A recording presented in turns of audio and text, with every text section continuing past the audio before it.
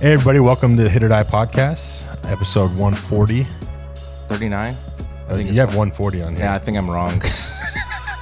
I don't know. We were supposed to stop using numbers. Yeah, so anyways, welcome to the HIT.OR.DIE podcast with your host Jake Saldati and Chad Rothford.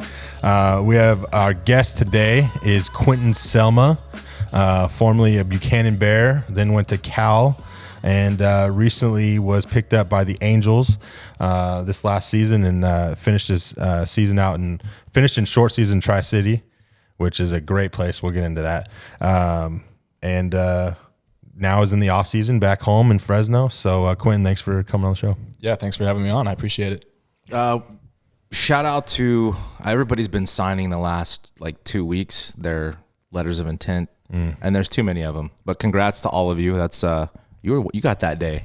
I did. Yep, I had that my senior year when I was going to Cal. There was a bunch of us too, because I think we had Jamal O'Gwin, Zach Presno was there too. So they had this whole deal at Buchanan where everybody was on stage, sign your letter, get a picture at the end. They still have it. I think it was like They still have a lot. They of have guys. to rent out a room now. There's freaking 20 some signees for all the sports. But yeah, no, congrats to all the guys signing to go play ball after high school. Get the podcast on Spreaker, Spotify, iTunes, iHeartRadio, and also follow on Twitter at HIT.OR.DIE Podcast, Instagram at HIT.OR.DIE. And the MLB awards season is here. You got, they announced Kevin Cash as the AL Manager of the Year. So first, I think I said since Bobby Cox to go back-to-back. And then Gabe Kapler as the Giants manager, the NL Manager of the Year. Well deserved. Yeah, from his situation in Philly to come back and be the Manager of the Year, yes, it's pretty impressive. Do you have a team? Dodgers. Yeah, I'm a Dodgers fan. Yeah, just because of my dad, though. Yeah, I was going to say only because I know Coach Selma likes the Dodgers. Him and G are the Dodger fans in our coach's office. I got you. All right. Rookies of the Year, AL, was Randy Arozarena with Tampa Bay, and Jonathan India with the National League and the Reds. And then Cy Youngs were announced, I think it was last night, right? Mm-hmm. Robbie Ray with Toronto out of the AL. And you had Corbin Burns, Centennial guy, Bakersfield guy, with Milwaukee in the National League. So congrats to those guys. And other than the MVPs now, which will be announced tonight. But were you surprised by any of those? I wasn't. I actually agree with all of them. I do too. I was the Corbin Burns National League. I think him and Wheeler were pretty tight. They had the same first place votes, right? And then Corbin had more second place votes, which that wasn't surprised. I honestly thought that Wheeler had a real shot to be the Cy Young. He had a really good year. But no, I'm not really surprised. Does Jared Walsh qualify for Rookie of the Year? I don't know. Or was that? I'm not sure. I don't know how long he's been up. He had a year. Wasn't he an all-star? He was an all-star. He had a really good year. He had a great season. Mm-hmm. So I just I don't know. Didn't he have a better year than what they have? Wander Franco as the other Ray guy. I believe so. Played in 70 games. I thought Walsh played the full year. I thought he did too, yeah. I could be wrong. I just thought for the year he had to not even. But maybe he didn't. Maybe that's why. I know you have to have a certain amount of bats. I thought. I haven't seen him anywhere as far as Rookie of the Year status goes, and I don't know if he's been up prior to this year. I'm not sure his history. Who? Walsh? Yeah, I'm not sure. So I'll have to check that out. But what do you think? You're not. Q's not really a big social media guy. He can't really find you on much.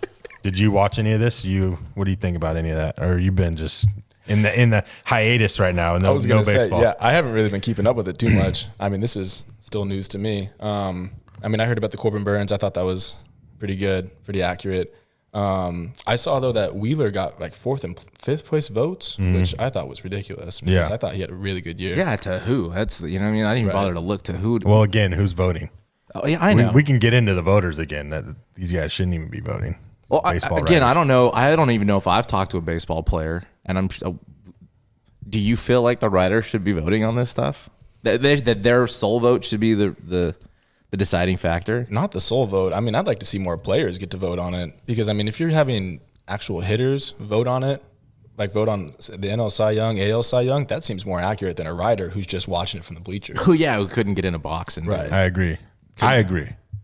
I think the majority, especially these awards, whoever played in the big leagues this year should have a vote. Like if you have some big league time that year, you should have a vote that year. It shouldn't even come down to the writers. It should be the managers and the players. They're the ones that's, and I know they have they do have like a separate award where the players vote on stuff, but you don't really see a lot of coverage on it because it's just their own thing. But this is the big thing. Like, why wouldn't, all the pitchers that faced Jonathan India or all the other rookie guys, like, no, that rookie was really good. He didn't play like a rookie. Or, some guys might not vote for Corbin Burns because they hit him better than Wheeler. Like he's saying, that's just, and I agree with that. That it should be that way. Yeah, I'm with it. The big news recently was Carlos Correa. Did you see this? I did not see that. Oh, was it about Derek Jeter? Yeah, He was saying that he didn't deserve any of the Gold Gloves. I mean, come on. What was his quote? I actually I'm a big time like Houston guy. Like they're not my favorite team or anything, but I love Bregman just because the type of player he is and how he plays. I like Carlos Correa. I like that team, even though what happened in 19, I think, or 17. Mm-hmm.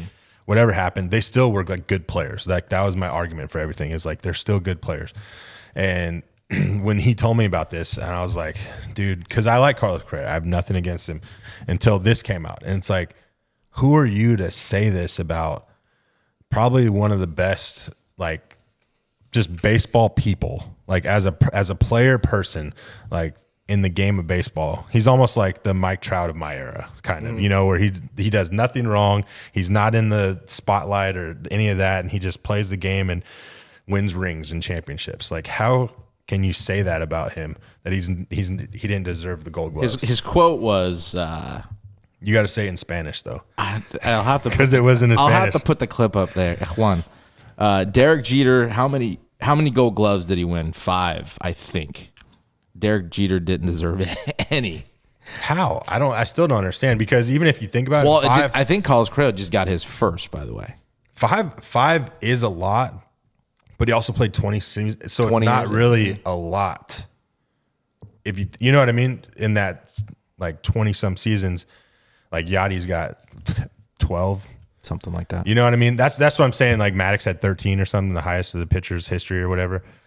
So I mean, 5's 5. It's not like he won 10 in like. Well, I was looking at and I don't know how these guys. I don't know how they base their voting.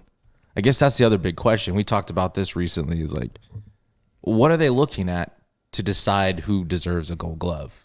Or I'm sure fielding percentage goes into it. I'm sure like the types of plays that they're making, which Derek Jeter also made legit plays consistently. We call a play.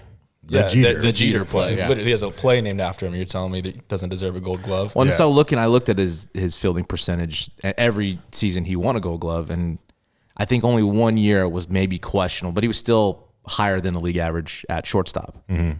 For the most part, he was well above, and I think like a 972 career fielding. And a shortstop's going to have more errors than all the other positions. Mm-hmm. But Correa, like you said, he's played 6.5. I mean, you had the COVID season. It's a season, right? It's counted.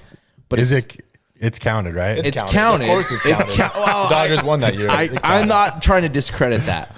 And then he got hurt in 19, right, and played half the season. So you could kind of say in 6.5 seasons. I want to know how Derek Jeter even got brought up in the conversation. Yeah, I don't know Spanish. I should. I mean, but I don't. But for him to say something like that. But is he kind of guy that likes to be talked about? He seems like the kind of guy that Correa. Yeah, like he feeds off of it. Yeah, like the hate.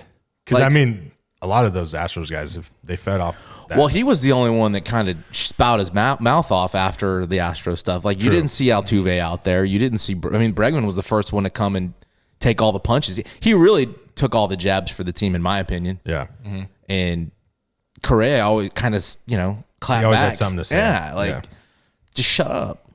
You're good. You're legit. Just be quiet. Just go play. Mm-hmm. But maybe that's just not his character, because now he's also in the news for his deal with the Tigers. Maybe. Oh, because he posted. This is another reason why it's good you're not on social media. He posted something about the Tigers and then took it off right away. Well, apparently he had added Tigers to his profile or something. And then, was it like slander, or was he like he signed with them? He's a free agent, so they're talking about him going to the Tigers.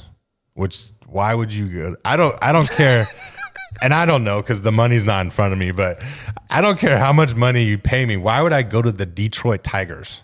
when you're on the Astros right now too. Like, Yeah, when And they're their competing for their World offer Series was what, championships. 5 years? I think 165. Like he was going to be making around $30 million a year. Like, Which I get. and He's everybody's 20 like, oh, that's a slap in the face. And considering what some other guys got, like you look at Arenado's 260 or whatever for 7 years.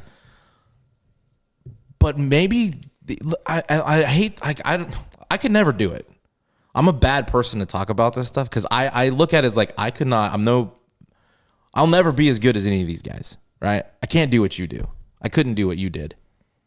But maybe that the money that Mookie Betts and, you know, Castellanos and some of these guys got, or I'm sorry, JD Martinez, like, are they really bringing the return? I mean, Mookie was hurt a lot this year.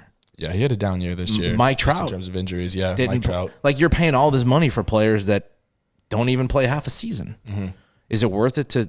Or like we talked about pitchers. Well, then you look at Pujols, right? You They make a have 30 deal that's starts in a full 162 games. you make a deal that's a 10-year deal or an 8-year deal.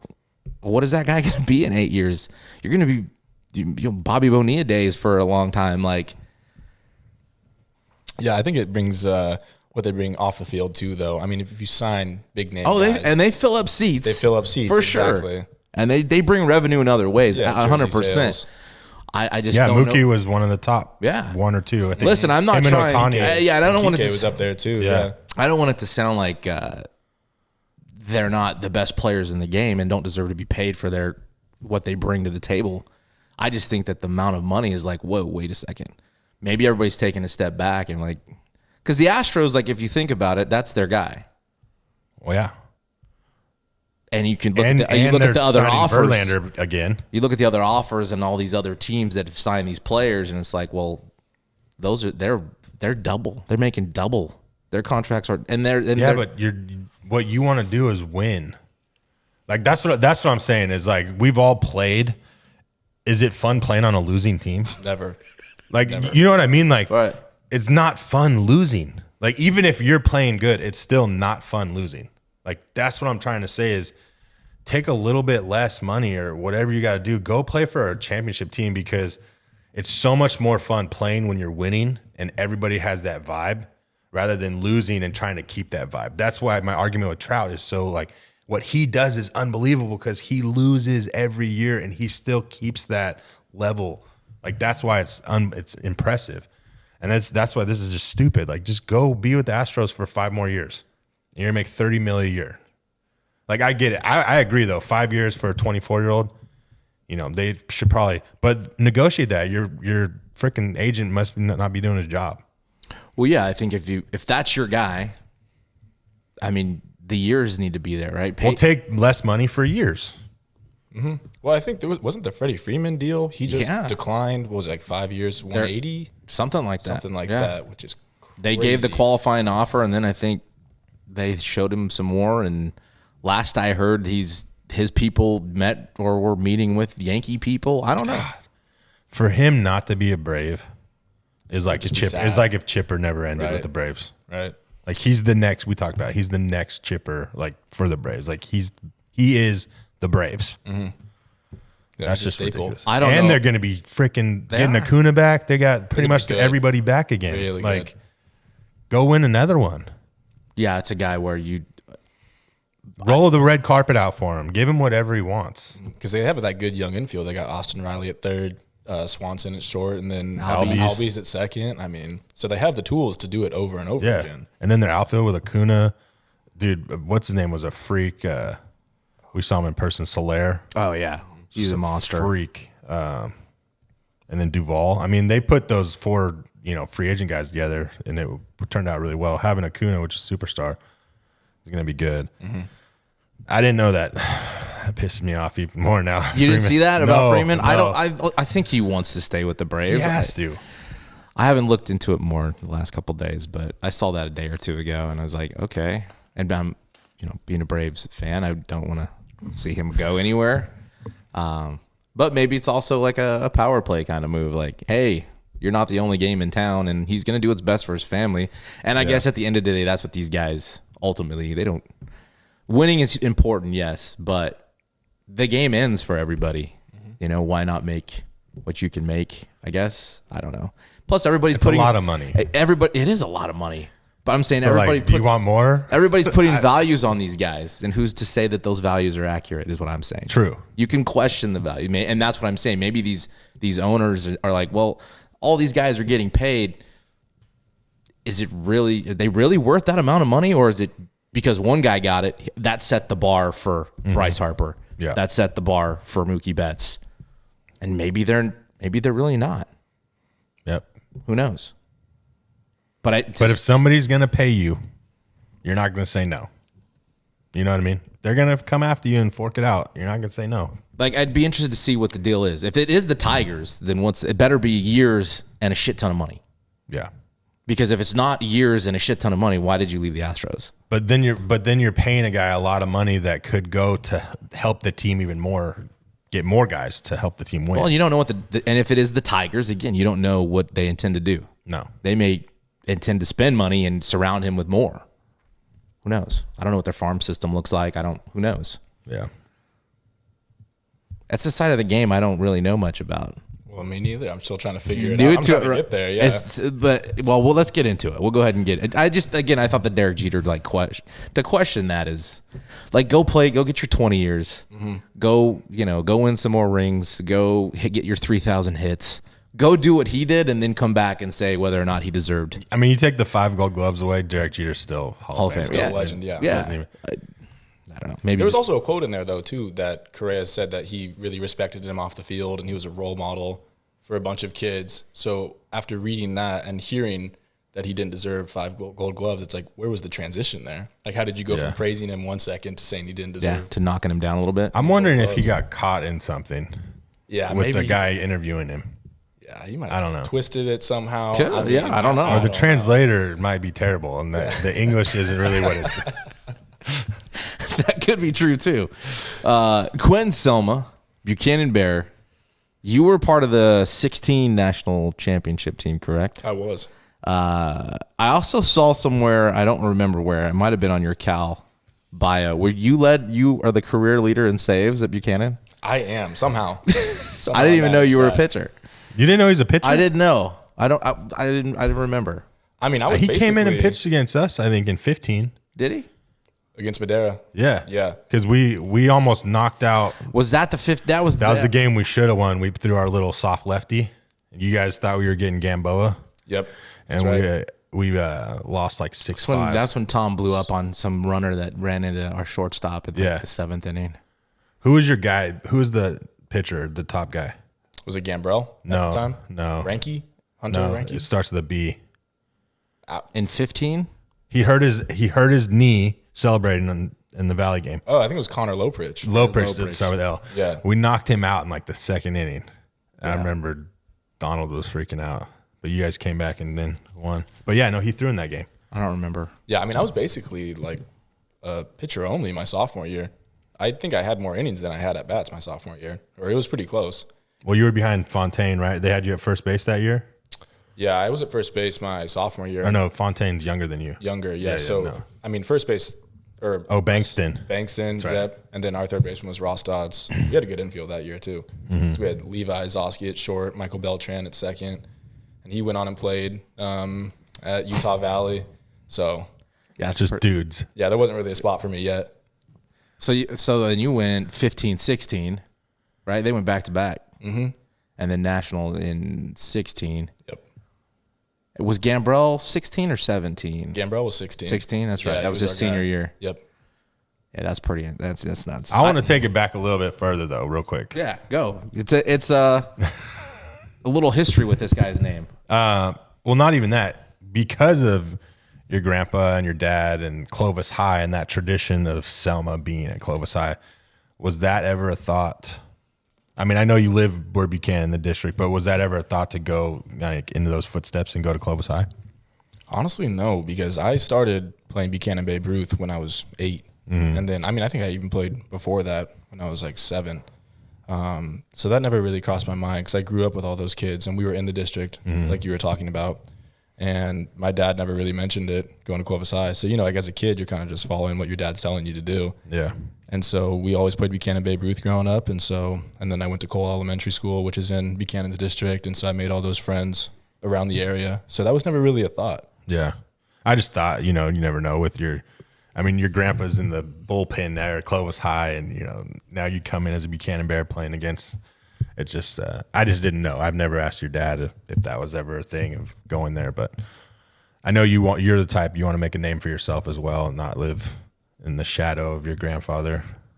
That's a pretty big shadow to live in. Yeah. So, well, and like we talked about before you jumped on, like, your dad's been at City for how long has he been? I think his first year was my sophomore year in 04, 05. So what, 16, like 17 years? Yeah, it's been a long time. Long time. And then, obviously your grandpa just, it's kind of in the blood thing. Would you were little when he passed away, but I can't imagine you not having heard about a million stories about him. Do you have anything you could share with us? I mean, there's been quite a few stories. I mean, one of the things that I have actually heard was that he was pretty, not a hothead, but he was much more vocal than myself or my dad would be. So, I mean, I've heard multiple altercations just like with catchers or just in the clubhouse or things like that. And then, so we had this one award ceremony that my dad went to, and I went with him, and he told this story of how he was coaching, I want to say at Clovis High maybe, and there was this kid who was having a bad game, and he gave this kid this drink and was like, this is a drink that some famous guy has been drinking his entire professional career. It's going to make you really good. And the kid went out, finished the game, did really well. And after the game, the kid was like, what was that? And he's like, dude, it was nothing. I just completely, like, there's nothing in there. It's just like tricked you into thinking that you were drinking somebody else's drink and then you were good. Not a whole lot though. Not a whole lot that I can really remember right now. He's definitely a motive. I mean, I played against him. He passed, I think, my sophomore year, but growing up, going to the Bullard Clovis rival games, like the Noakes and Patrick games and your dad. And it was funny too, because Patrick was vocal, but it wasn't like Dick Selma with umpires and him calling pitches. It was fun to see. So yes, your grandpa was very vocal and not afraid to say what he wanted to. But yeah, it was just a lot of fun to play against him and see that kind of back and forth, like how's he going to get me out type stuff, because he was very into that, calling the pitches and doing that kind of stuff. He's a great pitching coach and truly missed in our area. I know that, and I know it sucks that you didn't get to grow up and be around that, but I know he's living through your dad. Your dad's diehard and with baseball, so but yeah, we just wanted to hear if you had some good stories. I know everybody has their own Dick Selma stories, and probably not for the podcast. We've had our fair share of Buchanan players on the podcast, which is funny too, because everybody from Buchanan like kind of hates us. Well, we've had more Buchanan players than any other. They put them out there. It's like it's easy. I was getting another Buchanan guy. And everybody's kind of shared their experiences, with Coach Donald and the time you were there. But again, like we just, we laugh about it, but the proof is in the pudding, and you can say what you want. And listen, I have my feelings about things that have happened at Buchanan, but you can't deny that the players that come out of there, if some make careers out of playing baseball, they produce, they go to top schools, the D1 schools. You just saw it again with their guys signing a week ago. And, just take us through your time there. You should get up there young, and what was your experience like in that program? And then obviously how it gets you to where you are now. Yeah, I definitely had to grow up quick, being a sophomore on varsity and being surrounded by older guys. And then honestly, just being in the presence of that entire coaching staff, whether it was Sue or Coach D, Coach Gross, Coach Kemp too. All of those guys are such great baseball minds too, but they're also they're hard-headed. Coach Donald didn't take – we can't cuss on this podcast. You can say whatever you want. I was going to just say Coach Donald didn't take shit from anybody. And so sometimes it was tough to play for him because he was not afraid to get in your ass. Every single day at practices, as soon as he walked out there, walked through the gate to come out to the field, everybody was zipped up, ready to go. And so I remember there were plenty of days where it was just like, God damn, this is hard. He is yelling at me. Was he consistent? Because I see him with Bullard now, right? And it's a little different, but was he consistent with all 25, 30 guys because there were guys that probably sniffed 4 or 5 at-bats in 5 innings, But those guys got the same treatment that you got. Everyone. There was no special treatment ever in my 3 years up there. I mean, he was hard-headed every single day. Every single day he expected excellence, and he always talked about that with us. And that was something that was really important to him too, was consistency, which I thought has, helped me transfer over, like when I went to college and pro ball. And then also it's more just about like being a good guy off the field, being a man. And so those types of things just helped me grow up. But like one of my favorite moments was we were playing Clovis West on a Friday night, bases loaded. I came up, and then I flew out on this weak curveball.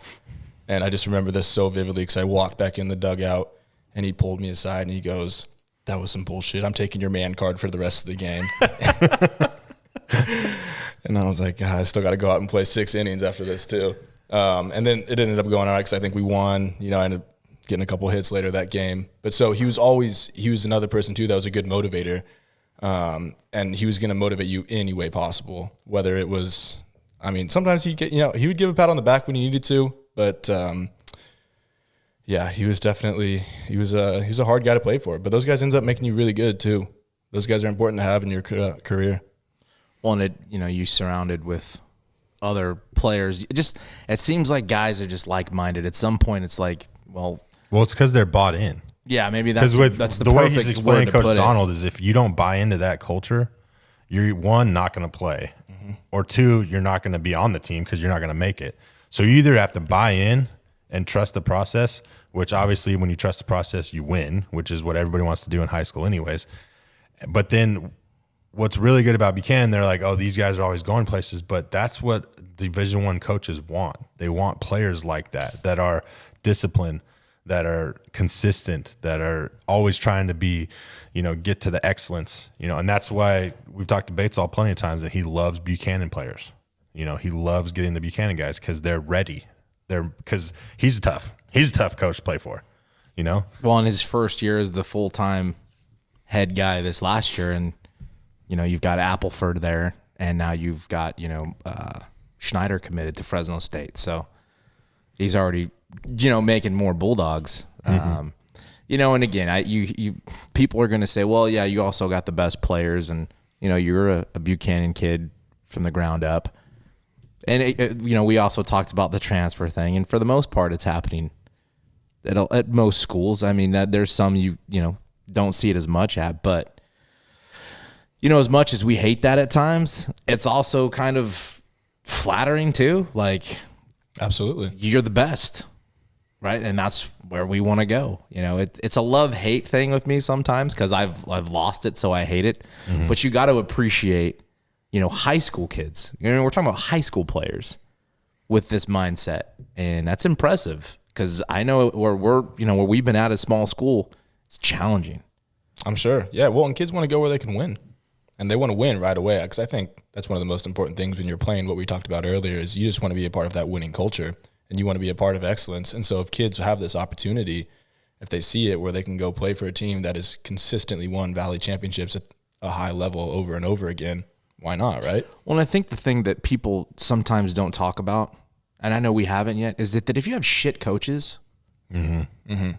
those kids aren't going to continue to come into your program. No. Like if you're a shit coach and you got lucky with a bunch of kids that just won and were good, and they more keep coming. If Donald and Coach Fonts, like, if they weren't good coaches, nobody's coming. They're not coming. But they have really good coaches. It's the same with, James always had great coaches at Clovis High. Mm-hmm. And not that he got a ton of transfers. There were some, but I'm just saying, like, if Buchanan had trash coaching staff, at some point kids were like, yeah, we're not going there. They're not. They don't know how to develop. Right, because they want to get developed, right? They want to have a good coaching staff and it starts from the top down too. You can have a good head coach, but you also have to have a good hitting coach, a good infield coach, catching coach, pitching coach, because they all, at the end of the day, work together to make all of the players better. And so I think that's important too when deciding where you're going to go to high school and why these kids may be transferring is because they see the kids that they consistently, like you are talking about, going to D1s. So they're developing their players that are also ending up winning championships. Right. And one thing we haven't talked about Buchanan either is I think we have talked about their batting practice routine. Yeah, which I got to notice in 2019 when I was at Clovis West, which blew my mind. I thought I was at a college batting practice. I mean, they might have been more detailed than your Cal batting practice, maybe. Probably. And but I saw that and I was like, dude, these guys are good players. Yeah, they could be cocky at times because they win, but they're not like they're doing their job during batting practice. They're not just out there screwing around, jacking around. Like Hormel was there and Becerra was at third, and they're competing during batting practice to turn double plays or get ground balls and get dirty and stuff. And it's like, where do you see that? So, yeah, we might be jealous of Buchanan and people that go transfer there. And maybe that's what it is. And people, but they're like you said, they're not just slapdick coaches right. that are letting the guys go be prima donnas and do their thing. They're working harder than all the other schools, and that's why their practices are disciplined. Because I've heard Donald don't put up shit at the practice either. Like if something happens, you guys are paying for it, and you guys there's a reason why they're winning, and that's the reason discipline. And you go watch a batting practice, and it blew my mind. I was like, I looked at Miranda because he's a Buchanan Bear. I was like, dude, was it like this when you were here? He was like, yep. I was like, dude, I could watch batting practice. I don't even need to watch the game. I already know we're probably gonna lose. I could watch batting practice. Like I loved that's what gets me going is the hard work and like the dedication to baseball. Because that means they love it. If you love baseball, it's gonna reward you if you do things the right way. I think the transfer thing too, while it's one component of it, it's a big component, right? Because if you're getting good players to come in, it obviously is going to help your program. I guess what I'm saying with the coaching thing is take that away, right? Because there's probably players that didn't play, and this happens, right? We've gotten messages about kids that have lost jobs because transfers came in from Buchanan.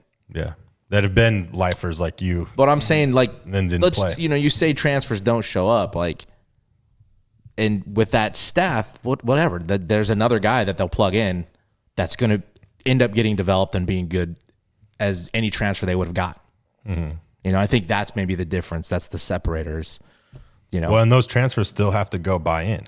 They can't just come in and be like, "Yeah, I'm a transfer." And can probably you still guys lose want a job. Me.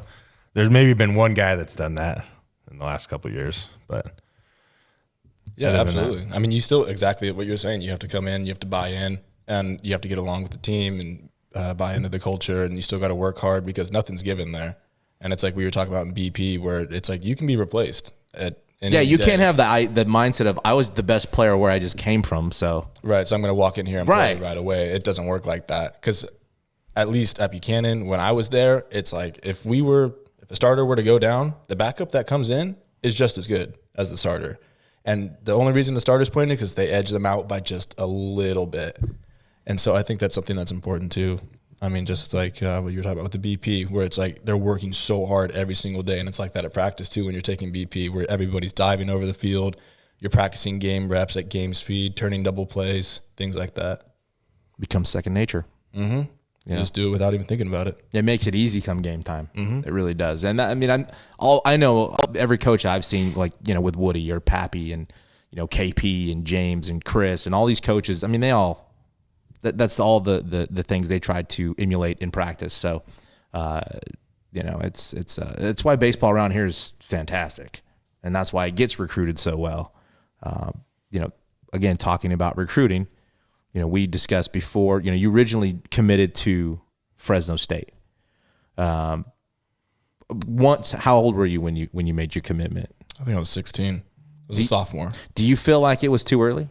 Like, do you feel like you were too young, knowing what you know now? And I don't know how much into social media you get on, but you see a lot of kids that are incoming freshmen. Oh yeah, committing to schools. Like, do you think was too young for you? I do think it's too young. Yeah, I don't think that recruiting process should start until junior year, senior year. And I know that kind of cuts down the time for a lot of colleges to offer kids and, make their commitments. But at the time, I was just a kid. I just started driving. So it's like, how am I going to decide what college I'm going to if I just started driving? You know what I mean? And so that was a very tough decision to make at the time, getting that offer. And because you just don't really know. Right? You don't even know how good you are because you see kids too when you're young that are really good that don't necessarily end up panning out later. And so you don't know, right? But so you can get that offer when you're 15, 16 and you can commit. And then over the course of time, like if you digress and you don't become as good as you think you are, then these schools are also pulling scholarships, which I think is just terrible, wrong. Like if they're going to commit to a kid and the kid's going to commit to you, it should be a lifelong thing.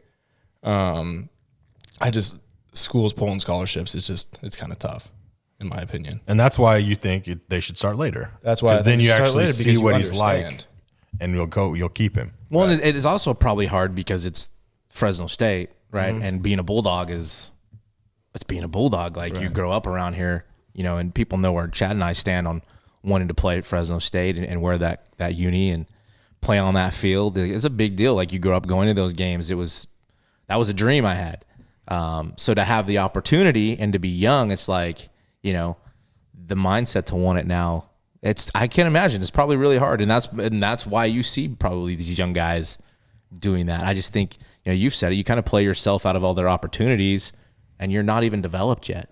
Right. Like you're not as strong as you're going to be. You're not as a complete hitter as you're going to be. There's things that are going to change. You may not even love the game in 3 years. Mm-hmm. So, what do you feel? What was the decision to decommit, and then how that reopened your recruiting process, or how quickly Cal came in? Yeah, I mean, one of the main reasons was I wanted to get out of Fresno. And I did, again, being 16, I didn't realize that at the time. And then over the course of the next year, I kind of realized that I wanted to go somewhere else to go to school because I figured I'd been in Fresno my entire life. So I'd rather go out somewhere new, get some new experiences, meet some new people, make some new connections.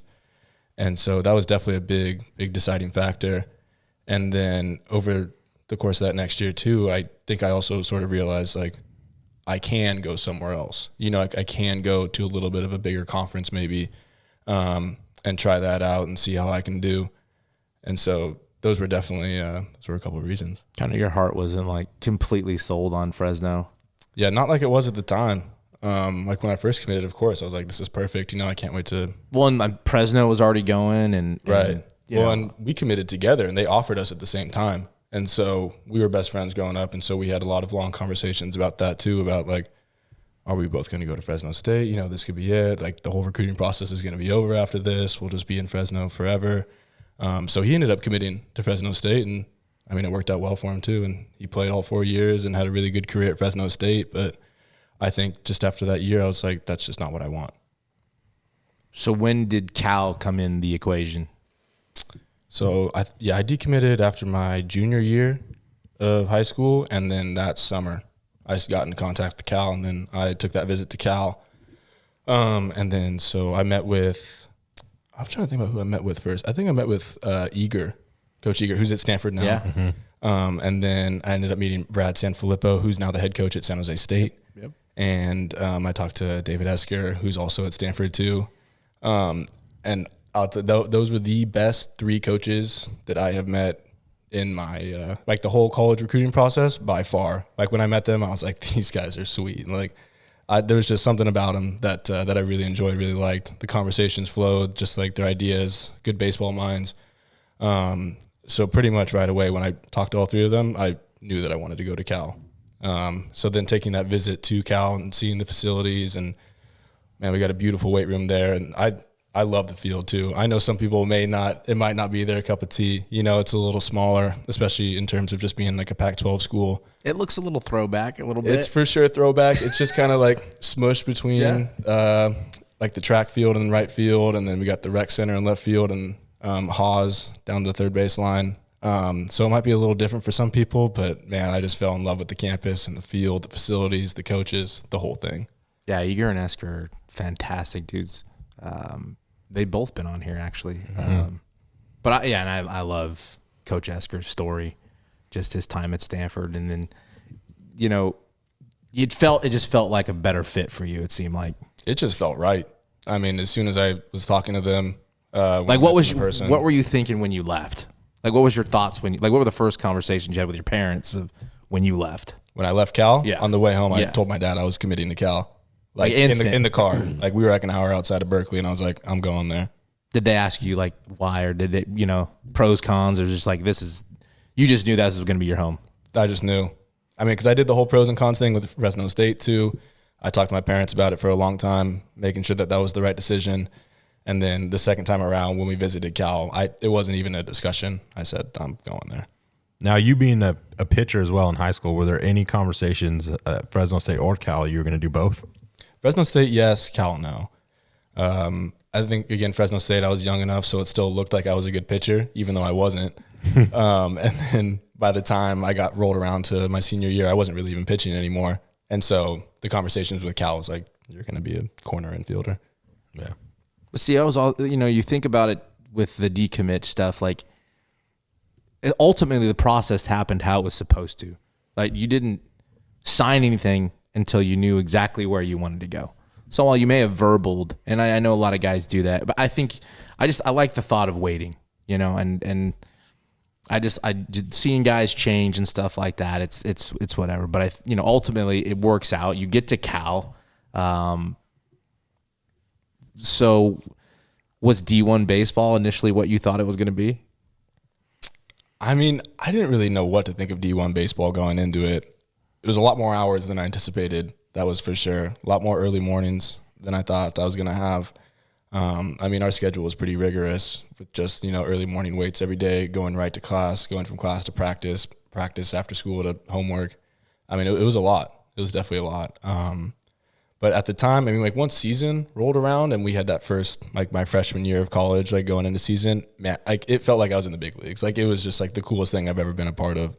Because I was just like playing in front of people. These stadiums were just super nice. The teams we were playing against were just, really good arms. The level of play was higher. It was just like, it was pretty surreal my freshman year. Like my whole freshman year, I just felt like I was in shock the whole time. Like every game rolled around, we'd be taking BP. And I was like, I just can't believe I'm here right now. Yeah, and you look at what's come out of the Pac-12 in the last, forever, honestly. Mm-hmm. But even recently with Rutschman and, Vaughn, he played with Vaughn. Yeah, Vaughn, Torkelson, Corey Lee. Yep. I mean, Trevor Larnick. What's his name from Oregon State too? Madrigal. Yeah, I mean, you got so many guys that are coming out of the Pac-12 that are just insane. And so that was the level of play my freshman year too was just absurd because that was the year that Oregon State won the national championship too. And so they played at our place and it was just insane watching them play because everything they did was just so detailed, so right, just perfect, played great defense, bunted the ball well, hit and run, like literally everything. I was just like, I'm watching really, really good baseball right now. That's how everybody felt watching Buchanan in high school. I'll just tell you that. That's how we felt watching Oregon State. It was like, Were you there? Was the program shut down stuff before you got there? I don't remember when all that took place. Yeah, that was it that was like 2012. Was it that long ago? Yeah, it was. Okay. A while ago. I just remember that. It was when Esker was there. Mm-hmm. And yeah, they ended up going to the World Series that year. Yeah, I remember that. And I was thinking, how is this possible? How does a school, and I just couldn't figure out how that was going to happen. But yeah, but they're still. Are you still a club? You're not. Or did they change it? We're not a club. We're full. Okay. Because at one point it was a club sport. Yeah. At one point, I don't know if it was when it was a while back. I think after all that went down, they once the World Series had ended, they come back. I think there was funds found. We finally found some funding. There were some people that donated and kept that thing going. I think it was a club then when I was there. It might have been way back in the day though. When Tyson Ross was their ace right. when I was there. Yeah. Yeah, because I was like club, so anybody could go out for the team. I was gonna get in. Your sophomore year went off. You had a really good sophomore season, and you went to the Cape that summer too, right? For a week. For like a week. For a week, yeah. But how was that week? I mean, the week was fun. I mean, it was again same thing, high competition. I mean, the arms that we were facing every day were like 94, 95. The team that I was on, the Wareham Gatemen, we were good. The players were awesome. I don't know, Jerry Weinstein. Mm-hmm. Yeah, he was the head coach at that time. A different place though, really different place. I mean, we were playing on like gravel infields because we're playing on these high school fields. And so it was kind of crazy going from like super nice college fields back to like reverting back to high school. So that was a little different, but they draw good crowds too out there. The people love baseball out there. Super nice area. I mean, we were close to the water. So I didn't really get to spend too much time outside of the field because I didn't even make it to an off day. But the time I was out there, I mean, I really enjoyed it. Going in 2019. Yeah, the home run, that was the same year. Same year. Same. Yeah. You competed in the College World Series Home Run Derby in Omaha. How did you, did you get I've always wondered how that happened. nominated? Yeah. Did the coaches, how did that whole process come about? Honestly, I don't know who nominated me or how any of that went down. I just got a text. I think it was a week and a half, 2 weeks before the thing actually went down. And it was our ops guy. And he was like, hey, would you want to do the College Home Run Derby in Omaha? And at the time I was like, this is a joke. There's no way. I was like, I only hit 10 this year. There's like guys that are hitting 20 plus all the time. And so I said, absolutely. Yeah, let's do it. And so I had to find like a Beezer. And so we had an old one laying around in our shed, I guess. And so one of our assistant coaches sent me this old blue Easton Stealth to Santa Barbara. So that was pretty cool. So I took that with me to Omaha. And that whole experience was just surreal because I flew out of Santa Barbara and then we flew into Omaha. Whole thing was paid for. We get there. We get in this nice like black Tahoe, take us to the field. We look around, and then they take us to this hotel. We get put up in rooms. We get the whole per diem, everything. And then my parents came out too, so that was awesome. And Coach G was and your Coach guy. G, yeah, Coach G was VP guy. He's money, by the way. Lefties, he throws a nice little cutter down and in. No, I'm not even kidding. It's just a teeny bit of cut, but it's down and in. Hits barrels, is what you're saying. Yes. Yeah. No, so he threw good BP. Is it during the College World Series though? Is it after? Before? It's after. Okay, It's like a week after. Okay, something like that. Because it looks like it draws a good crowd. There were still a lot of people there. Yeah, so I guess it's just people that stick around, or if it's just like the local. Well, Omaha is just. I mean, they're baseball. They're diehard they're baseball. baseball crazy over there. Yeah. No, that's a cool spot. So when you get there and so how many days are you there? I was there 2 days. Yeah, so we flew in, stayed the night. And then the next day we wake up, we go take BP and TD, which that was really cool too, just being able to take BP, nobody in the stands. It's just like, I think it was 6 of us. Yeah, 6 guys in there just taking BP. And then we go back to the hotel around midday, hang out, and then we come back like 2 hours before the home run derby actually starts. And then, so do the whole home run derby, stay the night, and then we flew out the next morning. So how was that? I just remember watching. I don't remember how many home runs you put up, but what were the nerves like? The nerves, the adrenaline was running high. That's for sure. Because it's recorded. It's recorded, right? Or is it live? I think it's live. I don't know. I think Judge it used to be recorded and they re-aired it or something like that. Yeah, I don't know. I think it was live. I think it's live. Yeah, and then they do like a recorded one later too. So yeah, the adrenaline was running high that day because I'd never done anything like that before. You didn't go first, did you? No, I went second, and so it was still just like, might as well. It was still fresh, and so I was just everybody always like, just try to have fun. You're like, try to have fun. Like there's like 15,000 people wanting me to hit home runs here, but it was fun. I mean, it ended up being fun like once it was over. But yeah, when I first stepped in the box, and I was like, gosh, like there's a lot of people here, and this is on TV. And the other thing, the camera guy was like he's like in the other batter's box, like filming. I'm like, you got to back up, man. Like I'm like foul one off right now. Like I'm a little nervous. And G was pumping that day too. Yeah, he was throwing hard. I remember. I bet he had more nerves. I bet he had more nerves than adrenaline. He's on national TV. It would be hard to be a BP thrower. Yeah, than the actual guy hitting because you got to be in the zone and you got to be like finding the right spots to hit. You have to ask. We'll have to get him on here one day and ask that question because I bet I would be nervous as hell. Yeah, because that's his first. But I mean, derby. It's something. Mm-hmm. Yeah, how many batting practices has he thrown? Oh. Right, and you know what I mean. We've thrown a lot of BP, but in that setting, it's just different. Like everything that you've done before that just goes out the window because it's just an entirely brand new experience. I love that they let you guys use those bats too. Whatever you want. Let them fly. Yeah, absolutely. I think some dudes were hitting scoreboards. Yep. I think was that the one the dude put out some lights on the scoreboard. I think I don't know. I'm not sure. There was a couple. It might have been after. So you used the blue stealth. I ended up getting there, and there was one guy. I want to say it was the kid from Ole Miss. He had the orange and blue. Yeah, he had the orange and blue one, and so we all like 3 or 4 of us ended up using that one. Yeah, that's the one I had in college. Yeah, I mean it's legit. That's one of the best bats created. I don't even know how they get those still. I don't know. Like it seems like every year in the college home run derby, there's like a brand new one. It's like a brand new one that was like 15 years ago that they They're unwrapping them. Yeah. I don't know. I used to have. I don't know if we've talked about. I had the first Omaha, and I got it in like 95. I don't know, it was years ago. And then I had those are -5 still. Yeah. And I had the red lines, both extended and C-Core, and I go online and they're worth like $800-900 right now. Yeah. And I don't know what happened to them. Yeah. I mean, they're increasingly rare to get. Yeah, so I don't know how they keep getting them. Because when we showed up, I imagined that they were going to have bats for us, like from the past or something. Nothing. No. So it was just whatever you brought. So luckily you brought one. Did they tell you to bring one, or you just brought one on your own? I think they told us. Told you guys? Yeah. So it ended up. But so Cal had an older one they sent one for you. Yeah. Well, because I think Cal's been Easton for a long time. So they had an older one too, because the blue one I think came out, I think 5 years later. It wasn't as old as the orange one. It was like I think like 2010. Yeah, it was a little later, 2010 or something. Yeah. Those things had some juice. Yeah, they really did. Yeah, the orange and blue one had juice. Now you know why guys just hit bombs with those things. Yeah. And they get better too when they break inside. Right. Yeah, I remember that. Like once you cracked it, like when we were in Little League and we would crack the barrel, that was when it got really hot. Sounds like a mush ball.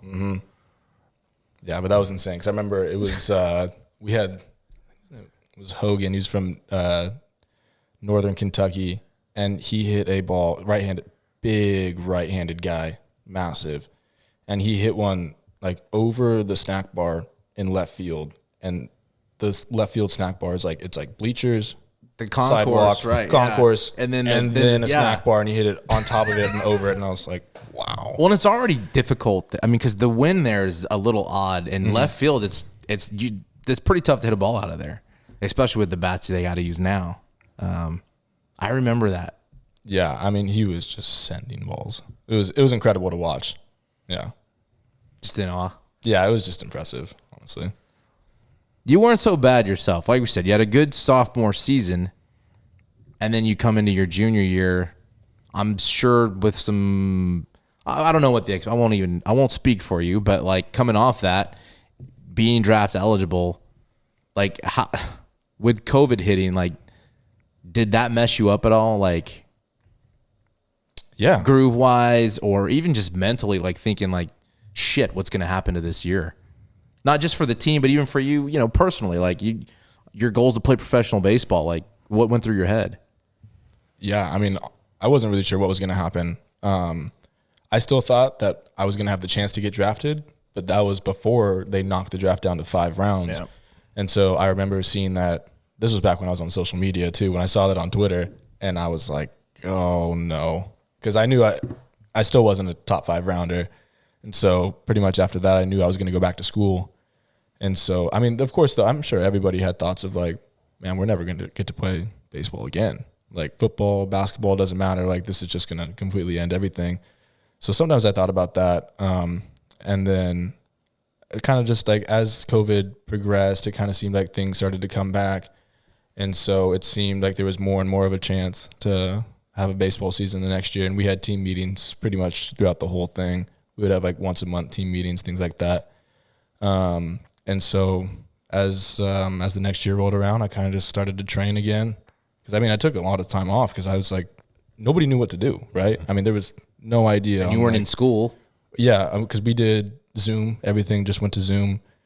And so even that was still just like easy. You go to class for a little bit, right? And then you're done with it.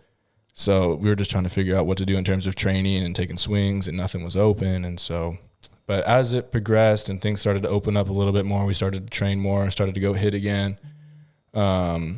Yeah, and then the next season rolled around, and we kind of just went right into the fall. And then, but the fall, so that following year, the fall was interesting because we didn't have a regular fall like most schools. Well, some schools did. I think it was like the West Coast Conference did, or like the Big West did, SEC did. But there were a few schools in the Pac-12, including Cal, that had nothing. So that was a really strange time because we were still in Berkeley at the time. I was still living with all my roommates, and we were going to this one warehouse that one of our former coaches had over there. And he had like a little gym and a batting cage. So we would go there pretty much every day. And then on the weekends, sometimes we'd go up to Vacaville and we'd go hit with some friends up there too. And so we were still just like, nobody was ever sure on anything. And that was the hardest part, I think, of the entire year, was that it was like, yeah, we should have a season, but we really don't know. So it's like, am I doing this like for fun at this point? Or like, am I doing this because like I'm going to get to play this year and hopefully like help the team win and then hopefully get drafted? And so eventually, obviously, we ended up having the season and we rolled right into the season. But we were rusty too going into that year, because I remember we faced UOP the first weekend and they were just way more advanced or way more like progressed than we were, because we didn't have a whole fall. So that whole season was just weird. Yeah, I mean, Fresno State went through the same thing. They had teams that you play that people don't understand, like the fall is huge for the team dynamic and just even learning all the bump plays and learning, your hitting approach and all that kind of stuff. Or the freshmen coming in to buy into the culture there. Or, when everybody starts in January, the freshmen they don't even have time to worry about the freshmen right now, except for maybe one guy or two guys that are going to be in the lineup right away. But yeah, I can only imagine trying to prepare for a college season in a month. Well, and I think Batesville said it, like in the falls that's when we're ironing stuff out. That's when we're working and tweaking, and we're not doing that in the spring. We're it's go time, and that's what your fall it's your spring training what I mean, for a lot of guys. So you don't get that. I couldn't imagine how tough that was. But you do put together a pretty good season. I mean, Pac-12 first team for the second time. And we mentioned before, again, your last 3 weeks of 2021 were insane. I wrote it down. Your final 3 weeks of 2021, you hit 368, 7 home runs, 15 RBIs, and I think Stanford's weekend, 3 home runs a home run every game that series. Yeah. Which you weren't a teammate of Brock Jones, but it must have been nice to go.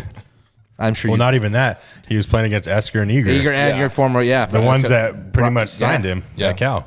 Yeah. So having said that, like, what were your draft expectations, or did you have any? Like talking to other teams, I know guys fill stuff out or do workouts. What was the noise about, maybe? Right. So of course, a lot of the guys fill out a lot of those forms for all the MLB teams, and then I went to one workout for the Reds. And so it seemed at the time, was what my agent was telling me, was that I was going to be around 12 to 15, somewhere around there. And the draft was 20 rounds. And pretty much at the time I knew I was going to get senior money, because, I mean, I was an older guy. I was an older senior too, so I really knew I was going to get senior money. And so when the draft rolled around, it was just like day one was like, fine, we're not going to get anything day one. Day two, maybe, if we're going to get senior money early. And then day 3 came, and it's like 12 through 15 went, and nothing happened. And then 16 through 20 went, and nothing happened. So I was kind of freaking out a little bit, calling my agent, being like, what's going on? And he just said that, nobody was offering. So we were just having to wait for a sign, like an undrafted free agent type signing. And so it took like 4 days, something like that after the draft to actually hear from anybody. And the first team that called was the Angels. And my agent said, do you want to do it? I was like, yes. Like, no question about it. Like, we're not waiting any longer. Like, we got to get somewhere. And so I signed with the Angels. I remember your dad. Well, we were playing season still, and your dad was back and forth trying to figure out what's going on. So I can only imagine your dad getting a little stressed out on you. Yeah, I think my dad was more stressed than I was. Well, I'm thinking about it, like, because I remember my last game, and I kind of knew I wasn't going to go on to this baseball career. But you 2-time first team, all Pac-12. I mean, technically, the 2 seasons he played went off. Yeah. I mean, if you think about it. I mean, 25 home runs? You led the Pac-12 in home runs last year. I think, and we talked about this, I think that the reason he didn't get drafted is because he was a senior. Yeah. It was only 20 rounds. People don't realize it's been 40 to 50 rounds normally, which you definitely would have got drafted. But and the money is different now with 20 rounds. They only have a certain amount of money. It's not like before. So they probably figured, and this is just what I think. He's a senior.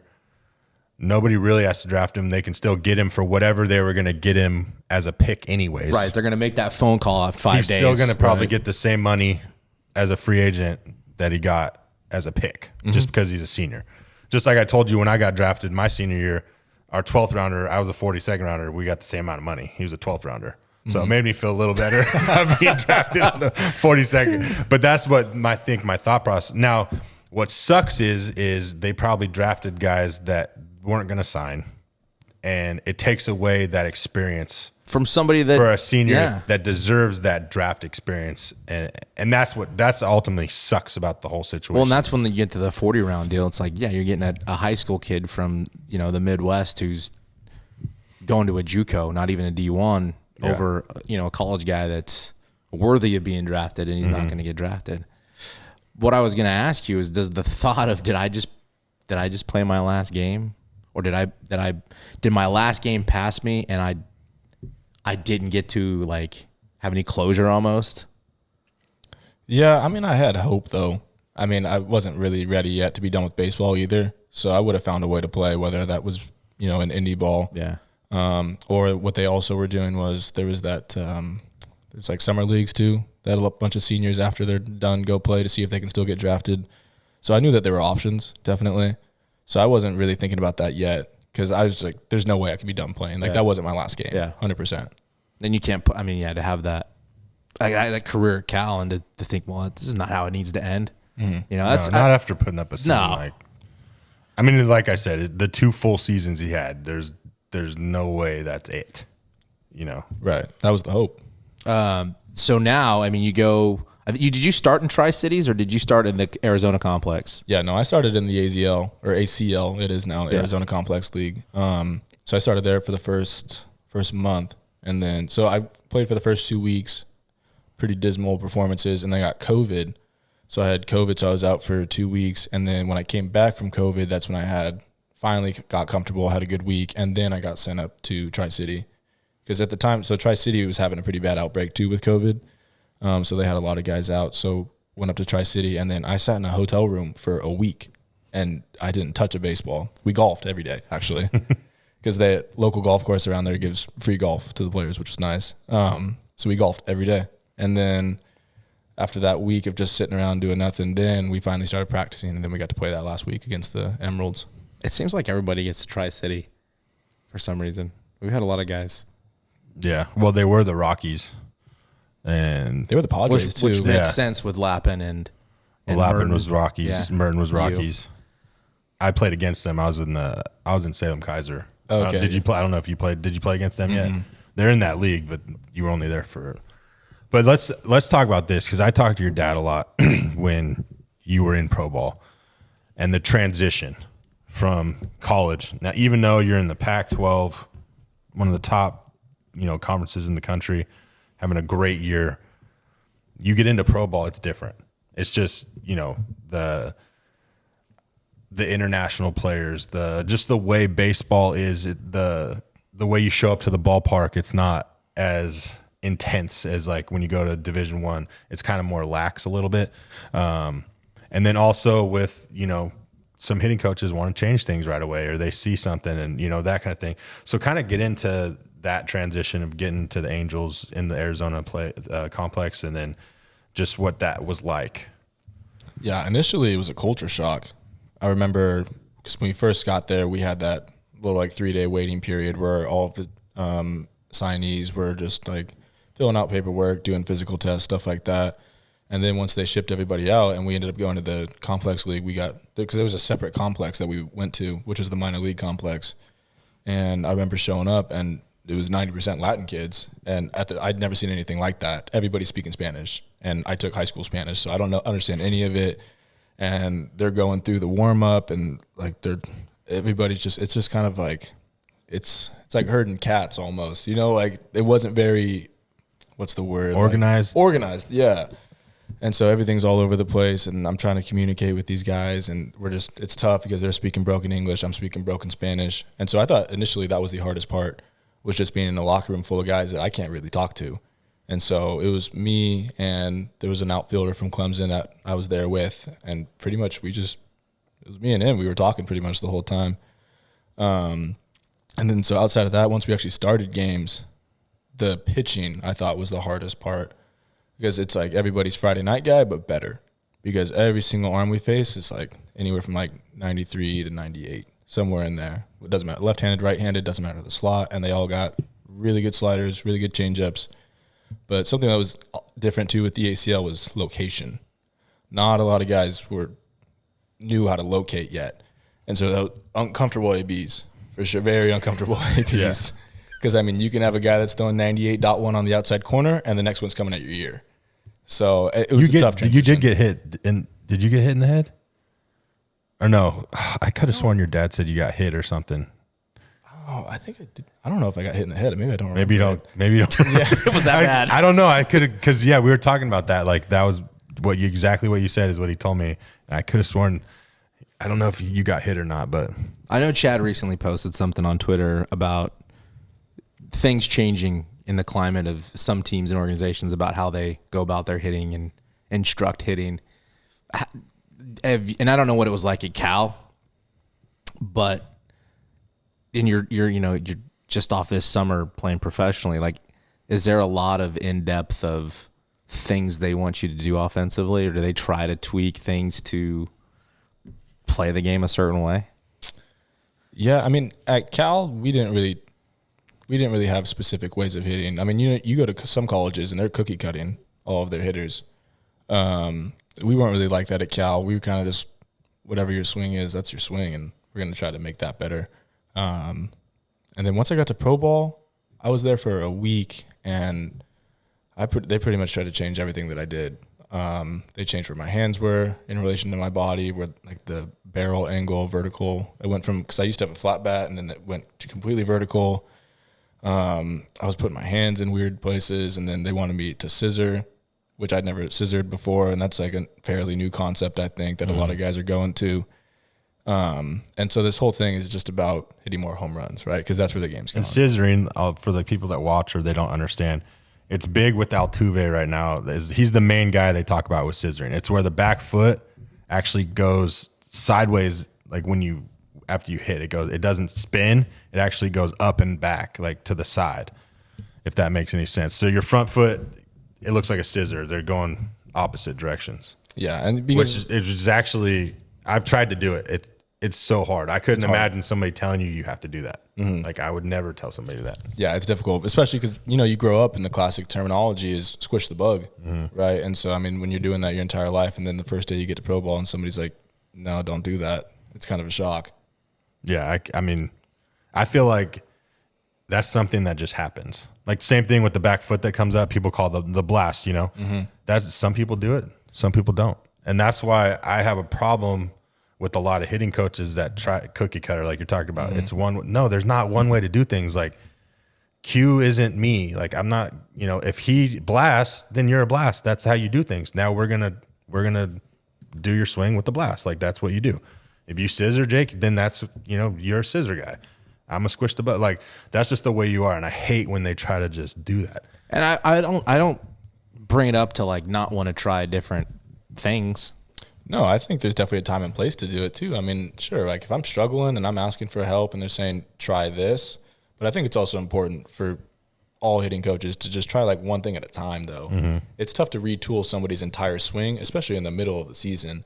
So I think that's like big off-season changes. Yeah, and you've done it a certain way for a long time. Well, you just came off hitting almost 300 with 15 bombs, and here, let's go change you? Like, that makes no sense. And that's what I really liked about the Rockies organization. What Lappin would tell me is that they gave the guys that just got drafted, that went to short season or rookie ball, they gave you the rest of that year to do you.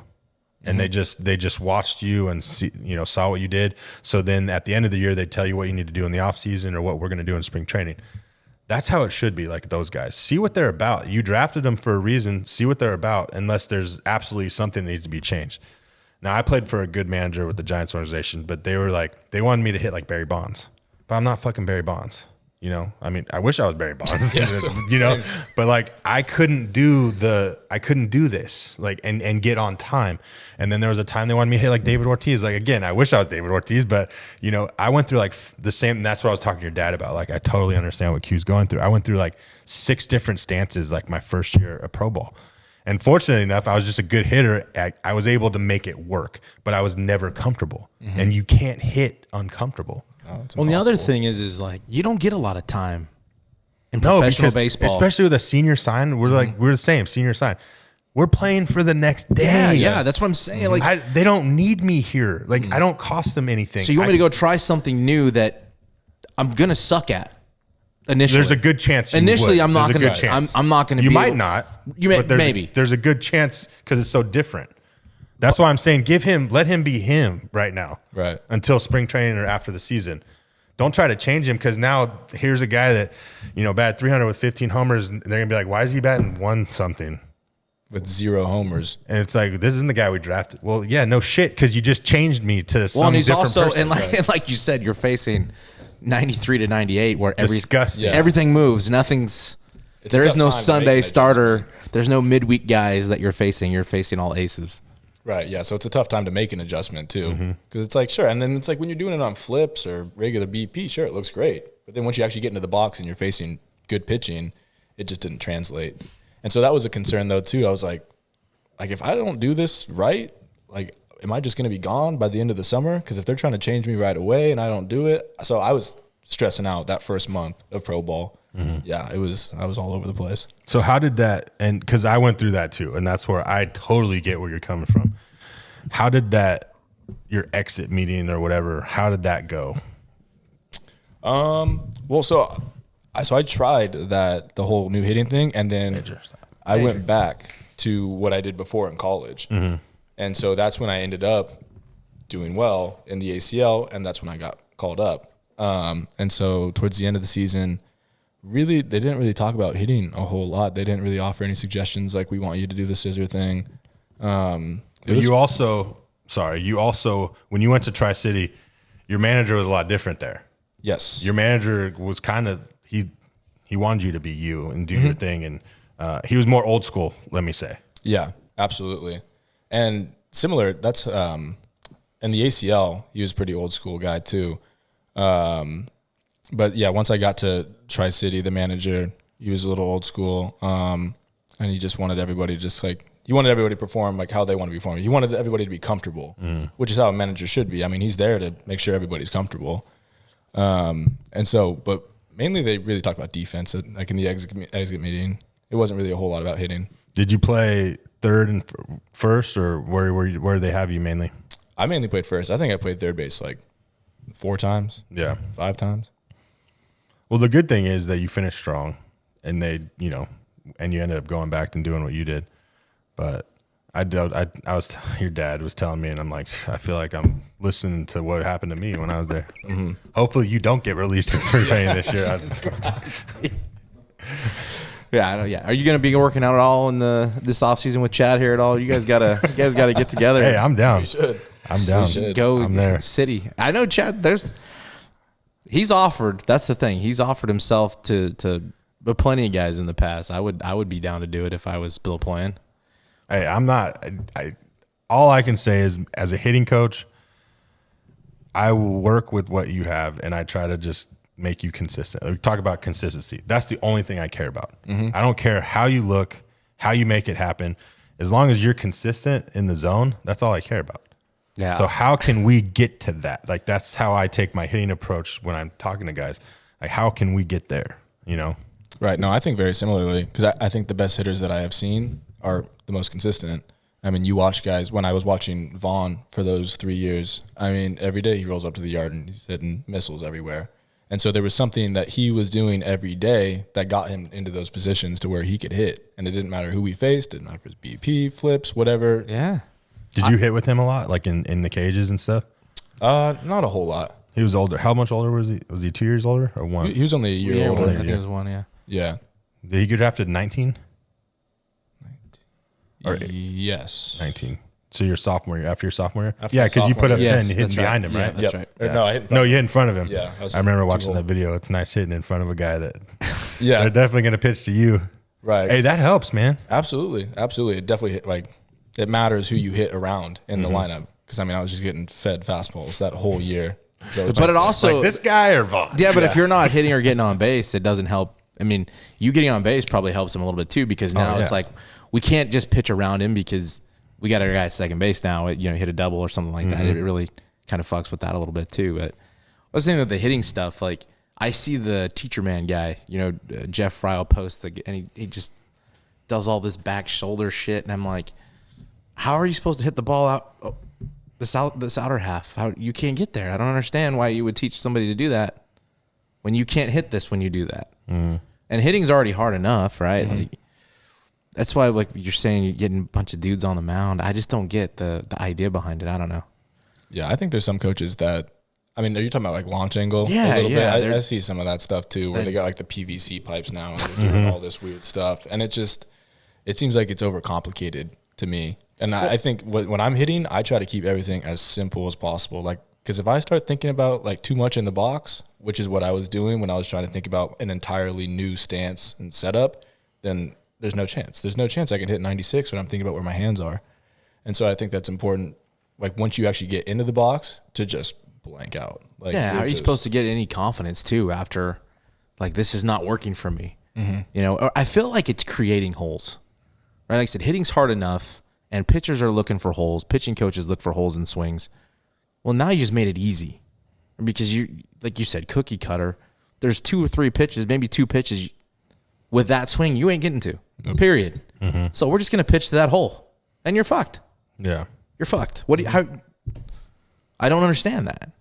No, and that's why I posted those videos of like Chris Taylor and like the playoff hitting. Yeah. Like Chris Taylor, like every ball that you saw him hit, it looked like it was just going to be a line drive over the shortstop's head. And they went 350 feet over the fence because his swing was so level and on plane. That's how a swing should be. And I was watching some of your videos. You actually have a really on plane and flat. And I don't mean flat like people are like flat, like on plane. Like your bat is in the zone and on plane. Right. And doesn't really have a lot of dip in it, which for a lefty is sometimes uncommon. Like the lefties tend to have a little more dip in their swing. It's just a natural, thing.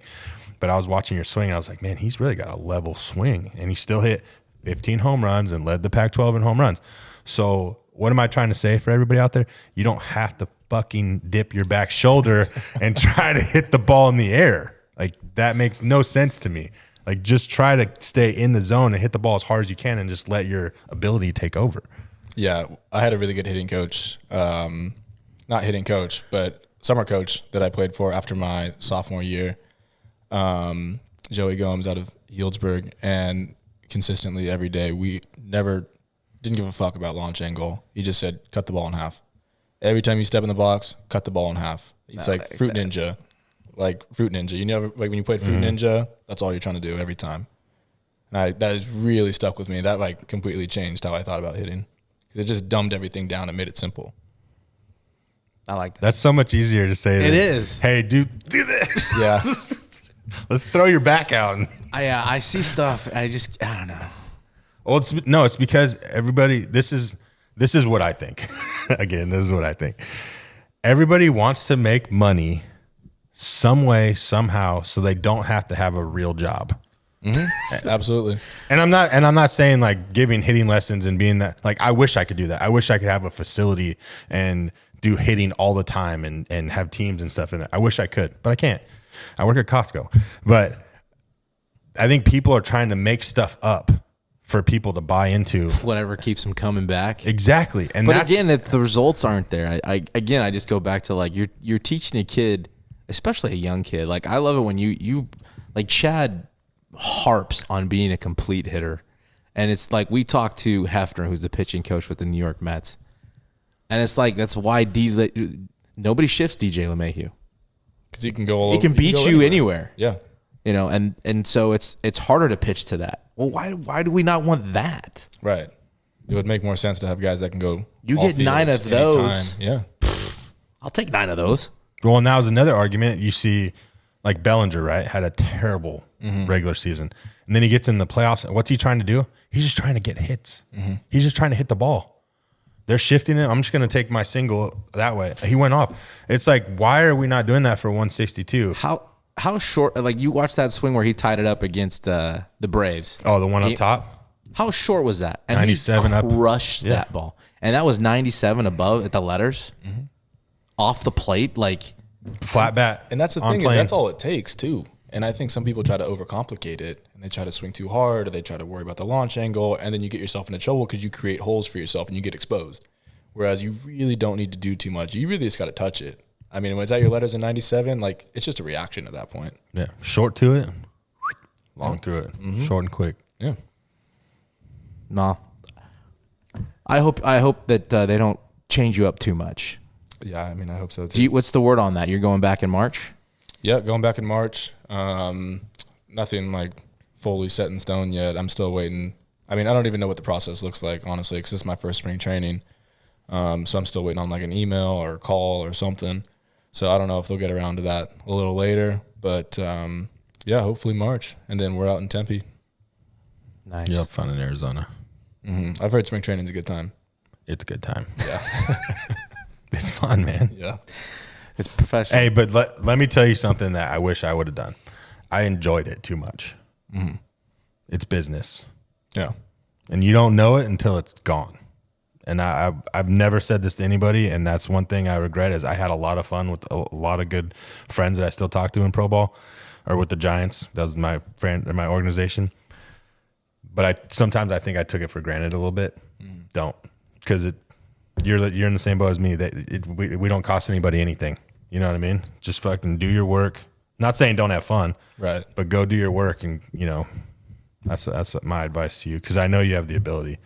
So I'm excited for you. I hope you get a chance, and that's what you need too. You need an opportunity. Right.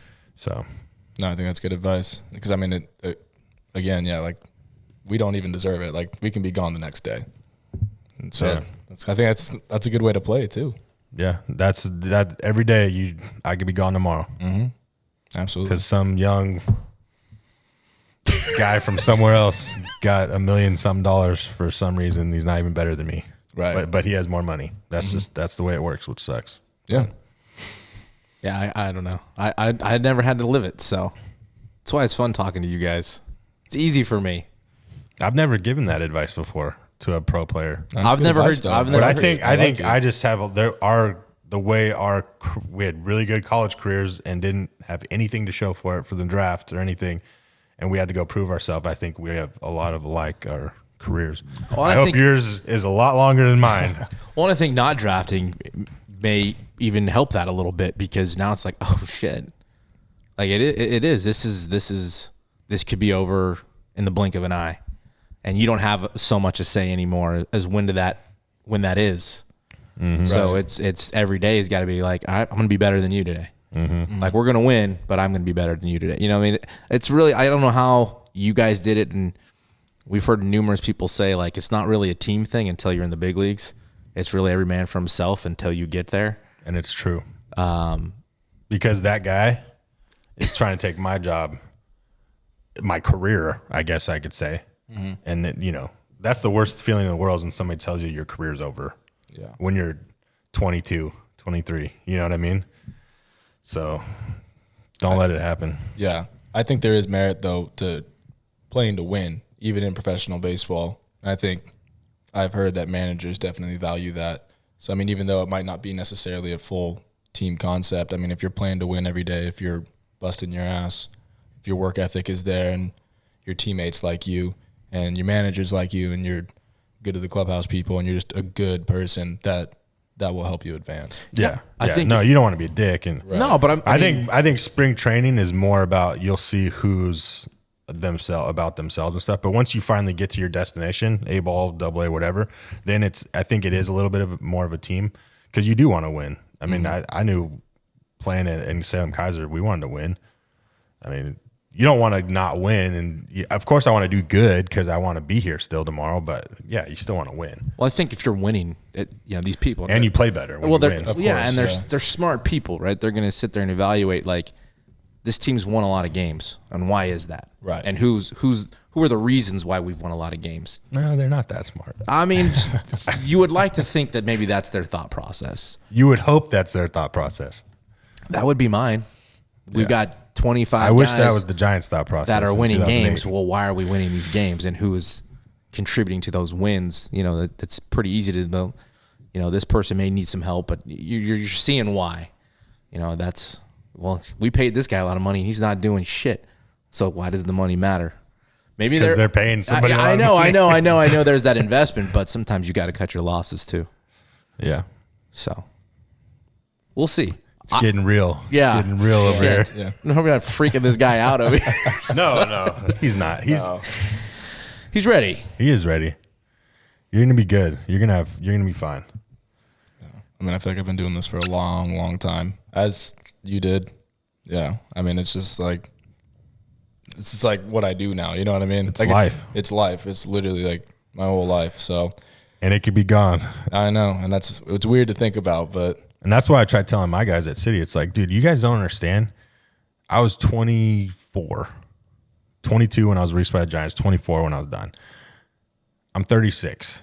Like, you guys are, especially now with COVID, guys are 24 already, sometimes in college still. It's like, dude, my career was over at 24. Like, you guys don't understand how short your career is, and you guys want to have fun. And I get it. It's fun in college. It's fun going out and doing that. But if you really want to do this for a living, that stuff's got to be pushed aside, and you have to do this.